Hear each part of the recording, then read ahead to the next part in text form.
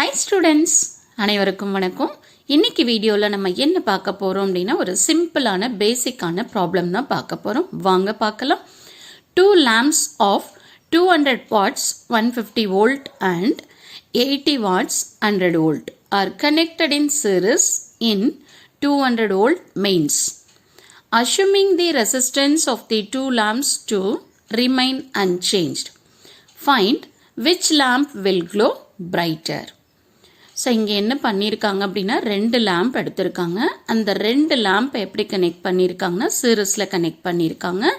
So சீரிஸில் connect பண்ணதுக்கப்புறமா அதோட டோட்டல் வோல்டேஜ் என்ன அப்படின்னு கொடுத்துருக்காங்க. சரிங்களா? இப்போ ஃபஸ்ட்டு லேம்ப் எடுத்துக்கிறாங்க. ஸோ அந்த ஃபஸ்ட்டு லேம்பை நான் வந்து L1ன்னு எடுத்திருக்கேன், செகண்ட் லேம்பை L2ன்னு எடுத்திருக்கேன். அப்போ ஃபஸ்ட்டு லேம்புக்கான பவர் எவ்வளோ கொடுத்துருக்காங்க? 200 வாட்ஸ்ன்னு கொடுத்துருக்காங்க.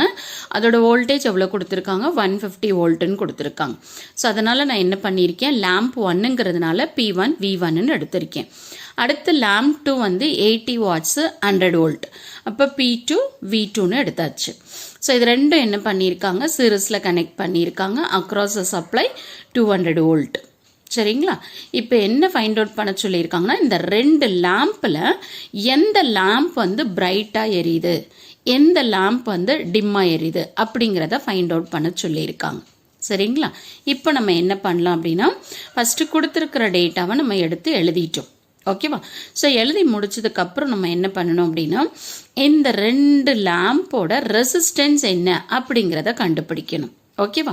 இப்போ நம்ம வந்து ஓம்ஸ்ல படி நமக்கு பவருக்கு நிறைய ஃபார்முலா படிச்சிருப்போம்.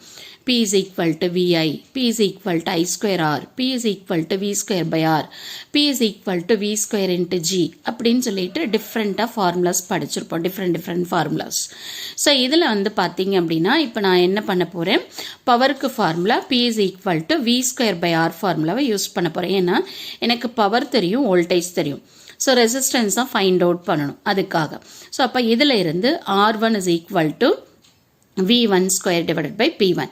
லேம்ப் 1க்கான ரெசிஸ்டன்ஸை நான் கண்டுபிடிக்க போகிறேன். அப்போது V1ங்கிறது எவ்வளோ? 150. ஸோ P1ஓட வேல்யூ 200. அப்போ 150 ஸ்கொயர் டிவைட் பை 200. ஸோ இதை நம்ம சிம்பிளிஃபை பண்ணோம் அப்படின்னா ரெசிஸ்டன்ஸ் வந்து R1ஓட வேல்யூ 112.5 ஓம்ஸ்னு வரும். ஓகேவா? அதே மாதிரி செகண்ட் லேம்ப் எடுத்துக்கணும். செகண்ட் லேம்ப் எடுத்துட்டு அதே ஃபார்முலா தான். So P2 is equal to V2 square divided by R2. இதில் இருந்து R2 is equal to V2 square divided by P2. So இதை சிம்பிளிஃபை பண்ணோம் அப்படின்னா நமக்கு எவ்வளோ வேல்யூ வருது பாருங்க, 125 ஓம்ஸ்ன்னு வருது. ஸோ அப்போ இதில் இருந்து லேம்ப் 1க்கான ரெசிஸ்டன்ஸ், லேம்ப் 2க்கான ரெசிஸ்டன்ஸ் என்னன்னு கண்டுபிடிச்சிட்டேன். இதை கண்டுபிடிச்சதுக்கப்புறம் நான் என்ன பண்ணுறேன் அப்படின்னா, இந்த 2 லேம்பும் சீரிஸில் கனெக்ட் ஆகிருக்கிறதுனால நான் என்ன பண்ணுறேன், டோட்டல் ரெசிஸ்டன்ஸ் ஃபைண்ட் அவுட் பண்ணுறேன். இப்போ total resistance is equal to R1 + R2. So இதை நம்ம வந்து சப்ஸ்டியூட் பண்ணி சிம்பிளிஃபை பண்ணோம் அப்படின்னா நமக்கு டோட்டல் ரெசிஸ்டன்ஸ் எவ்வளோ வருது, 237.5 ஓம்ஸ்ன்னு வருது. ஓகேங்களா?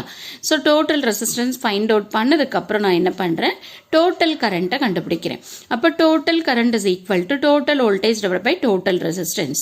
இப்போ டோட்டல் வோல்டேஜ் எவ்வளோ கொடுத்துருக்காங்க, நமக்கு 200ன்னு கொடுத்துருக்காங்க. So 200 divided by total resistance. இதை சப்ஸ்டியூட் பண்ணி சிம்பிளிஃபை பண்ணோம் அப்படின்னா நமக்கு டோட்டல் கரண்ட் கிடச்சிரும். ஸோ டோட்டல் கரண்ட்டோட வேல்யூ எவ்வளோ, 0.842 ஆம்பியர். அப்போ இந்த சர்க்கியூட்டில் இங்கே போகிற கரண்ட் வந்து நமக்கு 0.842. இது சீரிஸ் கனெக்ஷனுங்கிறதுனால சேம் கரண்ட் நமக்கு ஃப்ளோ ஆகும். ஓகேவா? சரி, இப்போ எனக்கு என்ன வேணும் அப்படின்னா, லேம்ப் 1க்கு அக்ராஸாக என்ன வோல்டேஜ், லேம்ப் 2க்கு அக்ராஸாக என்ன வோல்டேஜ் வருது அப்படிங்கிறத நம்ம பார்க்கணும். ஓகே, நீங்கள் கேட்கலாம், மேடம் ஆல்ரெடி அவங்க தான் கொடுத்துட்டாங்களே 150 100ன்னு கொடுத்துட்டாங்கன்னா அந்த லேம்போட ஸ்பெசிஃபிகேஷன் கொடுத்துருக்காங்க. சரியா? இப்போ நம்ம என்ன பண்ண போகிறோம், அதுக்கு அக்ராஸா லேம்ப் 1க்கு அக்ராஸாக என்ன வோல்டேஜ் வருது அப்படிங்கிறத நம்ம பார்க்குறோம். So V1 is equal to I into R1. ஏன்னா இது சீரிஸ் சர்க்கியூட்டுங்கிறதுனால சேம் கரண்ட்டு தான் ஃப்ளோ ஆகும். கரெக்டுங்களா? ஸோ அப்போ ஐயோட வேல்யூ இன்ட்டு R1ஓட வேல்யூ சப்ஸ்டியூட் பண்ணிங்கன்னா, ஸோ V1க்கு எவ்வளோ வருது, 94.725 வோல்ட்டுன்னு வருது. அதே மாதிரி V2 கண்டுபிடிங்க. V2 is equal to I into R2. So ஐயோட வேல்யூ இன்ட்டு R2 இதை சப்ஸ்டியூட் பண்ணிங்க அப்படின்னா ஆக்சுவலாக இங்கே V2ன்னு வரணும், V1ன்னு எழுதியிருக்கேன். ஸோ இங்கே வந்து பார்த்தீங்கன்னா V2. ஸோ அப்போ V2 is equal to, so V2 is equal to 105.25 வோல்ட்டுன்னு வருது. சரிங்களா? இதுதான் வந்து V1 V2 ஓட வேல்யூ. இப்போ பாருங்க, லேம்புக்கு ஸ்பெசிஃபிகேஷன் என்ன கொடுத்துருக்காங்க, V1க்கு 150ன்னு கொடுத்துருக்காங்க, V2க்கு எவ்வளோ கொடுத்துருக்காங்க 100 வோல்ட்டுன்னு கொடுத்துருக்காங்க. இப்போ நம்ம கேல்குலேட் பண்ணப்போ V1 என்ன வருது 94.725 வருது, V2 எவ்வளோ வருது 105.25ன்னு வருது. அப்போது இங்கே கொடுத்துருக்கிற வோல்டேஜை விட எந்த லேம்பில் நமக்கு வோல்டேஜ் அதிகமாக வருது, செகண்ட் லேம்பில் வோல்டேஜ் வந்து 100 கொடுத்துருக்காங்க. பட் நம்ம கேல்குலேட் பண்ணுறப்போ வந்தது எவ்வளோ 105.25. அப்போது இதில் இருந்து நம்ம என்ன சொல்கிறோம் அப்படின்னா லேம்ப் 2 வந்து வில் க்ளோ பிரைட்டர், லேம்ப் 1 என்னாகும் டிம்மாக எரியும். இதுதான் கன்க்ளூஷன். சரிங்களா? எந்த லேம்புக்கு அக்ராஸாக இருக்கிற வோல்டேஜ் அதிகமாக இருக்கோ, கொடுத்துருக்கிற ஸ்பெசிஃபிகேஷனை விட அதிகமாக இருக்கோ, அந்த லேம்பு தான் நமக்கு என்ன ஆகும் அப்படின்னா பிரைட்டாக க்ளோ ஆகும். இப்போ நீங்கள் கேட்கலாம், மேடம் இப்போ வந்து கொடுத்துருக்கிற ஸ்பெசிஃபிகேஷனை விட நமக்கு கேல்குலேட் பண்ணுற வோல்டேஜ் வந்து நமக்கு வந்து குறைவாக இருக்குது அப்படின்னா அப்போ என்ன பண்ணுறது, 2 லேம்ப்லேயுமே குறைவாக இருக்குது அப்படின்னா என்ன பண்ணுறது அப்படின்னா ஃபைனலாக நம்ம என்ன எழுதணும், 2 lamps will glow dimmer, 2 லேம்புமே டிம்மாக தான் எரியும் அப்படின்னு சொல்லலாம். ஓகே, அப்படி இல்லை அடுத்த கேஸ் என்ன அப்படின்னா இப்போ 2 வோல்டேஜும் நீங்கள் கேல்குலேட் பண்ணீங்க, ஸோ 2 வோல்டேஜும் கொடுத்துருக்கிற ஸ்பெசிஃபிகேஷனை விட அதிகமாக இருக்குது அப்படின்னா அப்போ 2 லேம்புமே நமக்கு எப்படி எரியும், பிரைட்டாக எரியும் அப்படின்னு நம்ம சொல்லணும். பட் இதில் வந்து பார்த்திங்கன்னா ஒரு வோல்டேஜ் குறைவாக இருக்குது, இன்னொரு வோல்டேஜ் அதிகமாக இருக்குது. அதனால் எந்த வோல்டேஜ் அதிகமாக இருக்கோ அந்த லேம்ப்பு பிரைட்டாக எரியும், இன்னொரு லேம்ப் வந்து டிம்மாக எரியும் அப்படின்னு நம்ம கன்க்ளூட் பண்ணணும். அப்போ இதுக்கான ஆன்சர் வந்து lamp 2 will glow brighter, அவ்வளோதான். ஸோ இந்த மாதிரி தான் நீங்கள் என்ன பண்ணணும், உங்களோட ஆன்சரை ஃபைண்ட் அவுட் பண்ணணும்.